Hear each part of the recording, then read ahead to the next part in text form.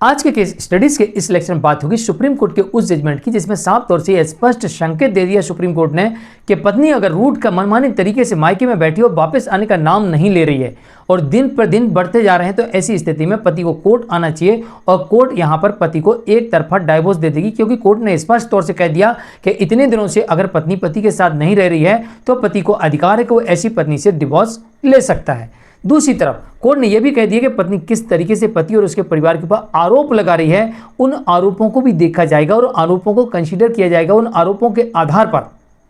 Court तय करेगी एक तरफा डाइवोर्स, वन साइडेड डाइवोर्स यहां पर हस्बैंड को मिल जाएगा। और यहां तक कि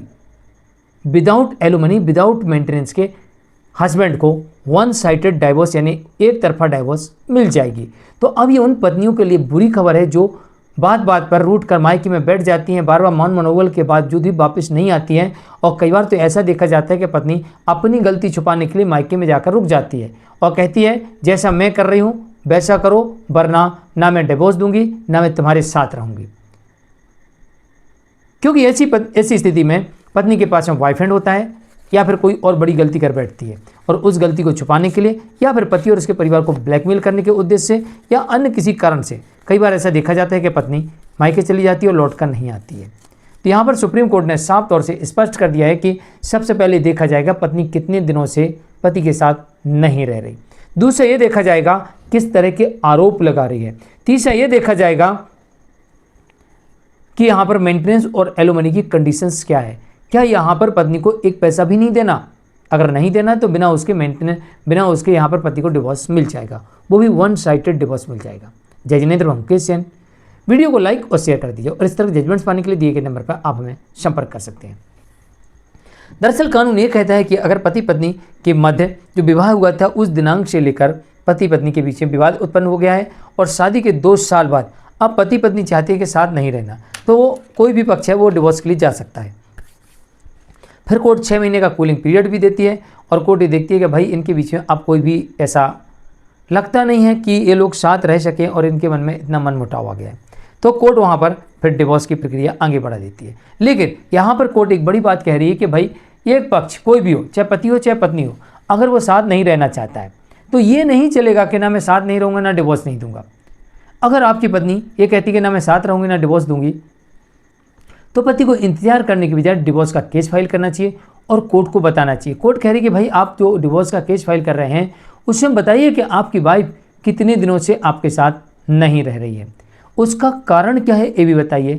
भाई आपने वाइफ को बॉयफ्रेंड के साथ पकड़ लिया या फिर कहीं रंगे हाथों पकड़ लिया अडल्ट्री में फिजिकल रिलेशन बनाते हुए, या फिर किसी के साथ उसने रीमैरिज कर ली, या वो चाहती कि प्रॉपर्टी मेरे नाम करो, या वो चाहती कि तुम अपने माँ बाप को छोड़ दो अलग रहो, या तुम अपने माँ बाप को किसी प्रकार का मेंटेनेंस ना दो। पत्नी की क्या रणनीति है क्या है, या फिर पत्नी ये कहती है कि सारी प्रॉपर्टी मेरे नाम कर दो, तो पत्नी क्या सोच रही है, क्या पत्नी की गलती है, उस गलती को कोर्ट के सामने आपको लेके जाना पड़ेगा। फिर इसके बाद में पत्नी ने जो आरोप लगाए हैं उन आरोपों को कोर्ट के सामने ले जाना पड़ेगा और कोर्ट को बताना पड़ेगा कि हुजूर देखिए मेरी वाइफ ने मेरे ऊपर किस तरीके के गंभीर आरोप लगाए हैं और इन आरोपों के बाद तो ऐसा प्रतीत होता है कि साथ रहना असंभव है। तो ऐसी परिस्थिति में अब इन सब चीज़ों को देखने के बाद कोर्ट अब तय करेगी इस केस में डिवोर्स, क्योंकि कोर्ट ये कहती है कि अगर पत्नी साथ ना रहे, नहीं रहना चाहती है, बार बार मान मनोबल सब कर लिया है, या फिर पत्नी अपनी गलतियों को छुपाने के लिए एक प्रकार से पति को ब्लैकमेल कर रही है, तो ये नहीं चलेगा, सीधा इस केस में डिवोर्स हो जाएगा। और कोर्ट ने आर्टिकल 142 का प्रयोग करते हुए कई केसेस में देखा गया है कि डिवोर्स देती है। तो जब भी आपको ऐसा लगे तो आप डिवोर्स के लिए बिल्कुल जाइए और कोर्ट को सारी परिस्थिति बताइए। कोर्ट को लगे कि हाँ भाई पति के पास में कोई ठोस एविडेंस नहीं है, लेकिन यहाँ पर ये देखा गया है कि पत्नी ही गलत है, पत्नी ही झूठे एलिगेशन लगा रही है, पत्नी ही झूठे केस कर रही है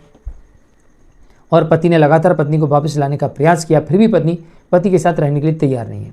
तो उम्मीद है कि आपको वन साइडेड डिवोर्स तो मिल ही जाएगा आर्टिकल 142 के अंतर्गत। अब बात आती है इन केसेस में मेंटेनेंस एलुमनी लिटिगेशन चार्ज की। तो देखो भैया इस तरीके के मामलों में परिस्थितियाँ देखी जाती हैं। अगर पत्नी के पास में आय के साधन है तो फिर कुछ नहीं मिलेगा, अगर पत्नी एडल्ट्री में है तो कुछ नहीं मिलेगा, अगर बिना किसी कारण की पत्नी अलग रह रही है तो कुछ नहीं मिलेगा, अब कोई अन्य कारण है तो पत्नी को मिल सकता है। तो मेंटेनेंस और एलिमनी के मामले में बहुत सारी कंडीशंस देखने को मिलती हैं। तो आज के केस स्टडीज़ के इस लेक्चर में इतना ही। मैं हूं केस जैन। वीडियो को लाइक शेयर